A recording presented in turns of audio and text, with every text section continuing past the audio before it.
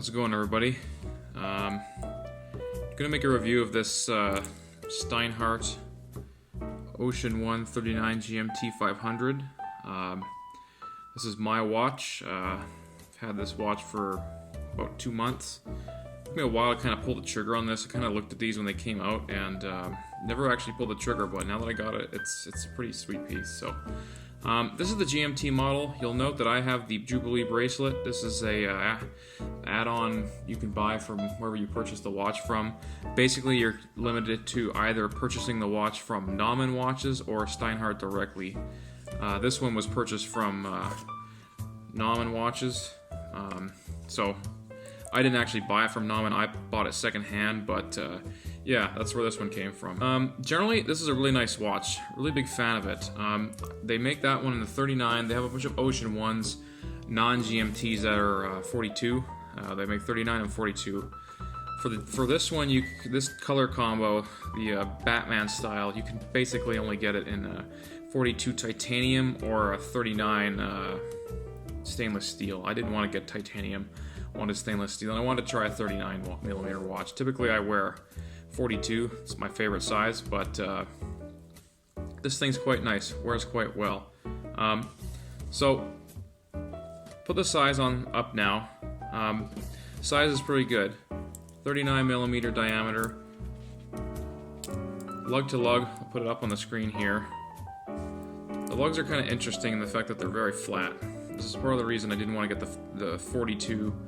I didn't want titanium, and I did not want 42 with the flat lugs. I think it's kind of an odd Steinhart design. It looks good on this one, but I don't know. I was kind of worried that it'd be a little big to get it on the 42, so I picked this one up instead. Prices. This watch is relatively expensive. I think it's about $800 or $900 all in. I'll double check the price, but it's about what it costs. This bracelet's about another $80 add-on too. The original bracelet is right here. This is the regular, I guess, oyster-style bracelet. You can tell it's a little bit pretty scratched up, pretty used, but I bought it used, and the individual had purchased this bracelet aftermarket. I really like this bracelet, so I like how it looks. GMT watch. This one is a 2893 movement by ETA. This is the elaborate version. You can see it on the back here. Really nice decoration. I was really quite surprised with this, actually, that they do a better job than even like my Aquas. My Aquas costs, quite a bit more than this watch, and this movement's really good. I think that's the best part of the watch generally. This is a GMT watch, so I guess they say it's not a true GMT, but pretty much the way it works. The main home time, your main home time is the hour hand here. So here, right now, it's nearly 3 o'clock, and then the hand for tracking a second time zone is right there. I'm tracking European time. My in-laws live in Europe, so this is tracked to a European time. People say this is not a true GMT watch because it doesn't have a jump hour. But basically what that means is you can't jump the main hour hand to adjust when you land in another area. You actually adjust the GMT hand by moving this forward. And that's not a true GMT, I guess. I don't know. I don't know why people say true GMT, why that matters. I know Breitlings have this movement do the same thing, but I don't care. It works for me. Pretty much what I do if I traveled somewhere with this is I would use the secondary time function to keep the time of the area that I got to, and then keep this on the same time as my home. So, I guess that's not the true way to GMT to use it, but that's how I would use it, and, I don't care. That's pretty much how I'll do it, and it is what it is. So, I'll mention too that when you're using the GMT hand to track a second time zone, you're actually using the bezel. So you're using 24-hour time. The GMT hand only goes around once every 24 hours, whereas the main hour hand goes around twice. So on this here, it's just after 9:25, so about 9:27 or so on this watch, and then on the GMT hand it's 20:27. So that's pretty much how it works right there. It works for me. I never had a GMT before, and this is kind of fun to use. It's kind of one of the few functions that you can actually use, all the time, right? You're not going to use a chronograph really or a diving bezel too much. This thing, you can kind of justify it to yourself and use it. So really nice. Finishing on this watch, pretty good. Kind of basic, polished, brushed. This one's a little bit tore up. The guy who had this before me didn't really disclose the damage on it in a particular nice way. I can see when they changed the strap, didn't do a good job. So mine's a little bit beat up, but whatever. As I said, polished here, brushed on the sides. The bracelet is fully brushed and polished, so it matches the case. I like how this is not polished in the middle. I think it looks cool like this. Polished there too. So the finishing on this watch overall is quite simple, but very good, especially for the price. It feels nice. It's soft. It's pretty even, and I think the finishing overall is really nice. I was quite happy with it. Comfort. This watch is very comfortable. It's pretty petite. It's not very big. My wrist is 7 1/4 inch approximately, and this is kind of what it looks like on my wrist. So I think it fits perfectly, basically. I like 42s better, so I have a preference for bigger watches, but this thing, it's really good. Fits really nicely, and I think you could have a range of different wrist sizes. If you had a 6 1/2 inch wrist, this would fit well, I think. The only problem with the Steinhart is the lug type sticking straight out. That might be a bit of an issue, but overall, the size is really good. I wear this thing to work, and, just kind of, you basically don't notice it on your wrist because for me it's my smallest sports watch that I own. It's a good size. It's quite comfortable and it looks really good. This watch has a sapphire crystal. I believe there's an anti-reflective coating on it. It kind of bubbles up a bit. I guess it's domed, comes out of the case a little bit. It's really clear, really nice and clear. Definitely appreciate how the crystal. It's a really good crystal overall. Really nice and clear. I mentioned too that the bezel's ceramic. It looks really nice. Where they're blending the two different colors. Two different colors together. The border between them is crisp. It looks really good. The printing on the bezel is nice. Overall, the bezel, in terms of its aesthetics with the ceramic, very high quality, very nice looking. Definitely well done. I'd like to mention too, the crown is amazing. It's really nice. This movement, super smooth at 29.93. When you turn it, you feel it. You can't even feel it winding. It's so smooth. Popping it, really easy. Feels nice. Winding it back down, extremely easy. Really happy with that. There's a real premium feature. To me, that beats the pants off of most sub $1,000 Seiko. It just feels much better. It's really good overall. So the clasp and the bracelet are pretty good. The clasp on this bracelet, as well as the original Steinhart oyster style bracelet, also pretty good. They both have a friction lock, so what that means is there's no deployant buttons. You have to pop that open, the dive clasp, and then pop that open there. Pretty good. Is it the most refined?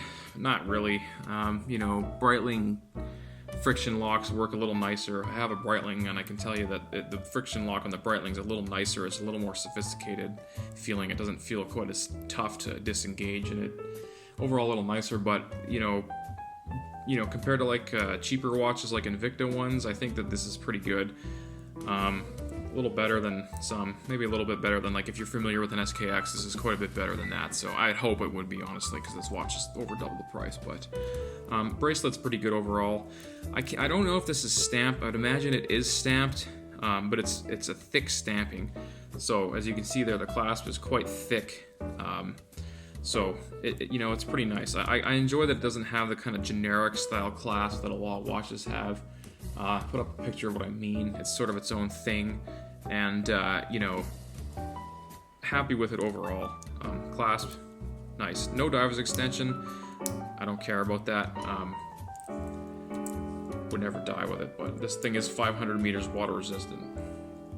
The dial is completely printed, which for me doesn't bother me. I have a Fortis and some other watches that are totally printed SKX. I like how it looks. Not a fan of the faux patina ones. I find that the printing sticks out more in the sense that the ones that are faux patina look more printed, if that makes sense. But this one, the contrast is so high that it looks pretty good. Dial is really nice. The text on the dial, as you can see there, is Swiss made. Whoops, shouldn't do that backwards, but anyways, the text on the dial, pretty nice. I don't know if I really like the font of where it says Ocean there. It's kind of funny, but in actuality, it doesn't really matter. So the dial, pretty good. I really like the date window being down to 6 o'clock. Some people might complain that doesn't need a date window maybe, but I think that with this being a GMT, it's designed for travel. You want to know what day it is. It looks pretty good. The fact that it has a white date wheel on it also does not bother me because, you know, it's kind of swaps it out for the 6 o'clock indice, right? Like it's white. It looks like just an indice replacement, so I think it blends in quite well. I think if it was black or, you know, match the dial down there, I don't really think that that would look particularly good. I like how it looks this way. It looks really nice, honestly. What are some negatives? So negatives, number one, the bezel. It's pretty good. It's quite tight sometimes, I find. It's not bidirectional. Ultimately, I don't really care about that. But I find that the bezel is, you know, it gets a little tight, right? Spinning it back into position there, like, sometimes it's kind of tight to turn. It's tough to turn, and I've seen that complain about Steinharts before, that they're really tight.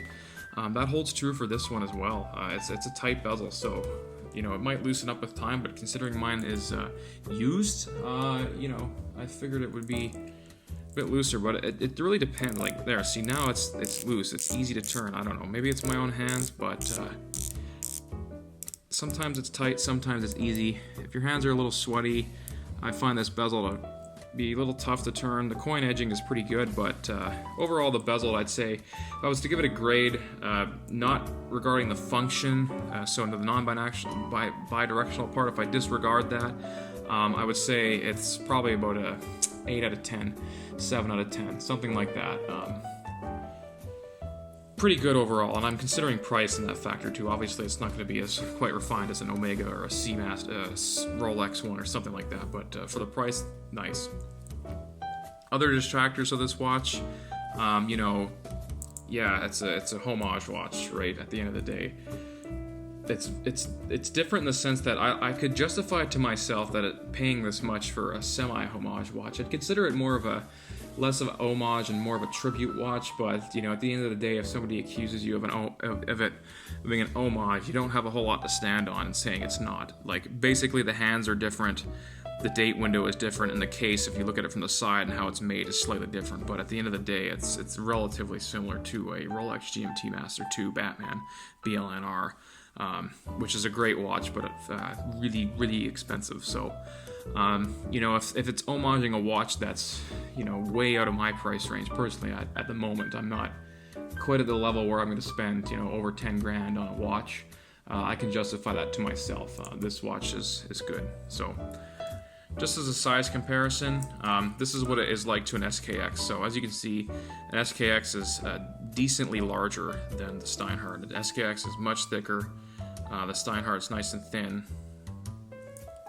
So, lug to lug, the Steinhart, I think, is a little longer than the SKX, but overall, the Steinhart feels like a much lighter watch than the SKX. So, compared to what I wear as my big dog watch, this thing here, this Breitling, yeah, it's a lot smaller. So, in any case, that's the Steinhart. I encourage people to check them out if they're kind of on the fence about it. I'm a really huge fan of it. The movement's just beautiful. It looks so really nice, and overall, big supporter of Steinhart. Great pieces, great for the money, and yeah.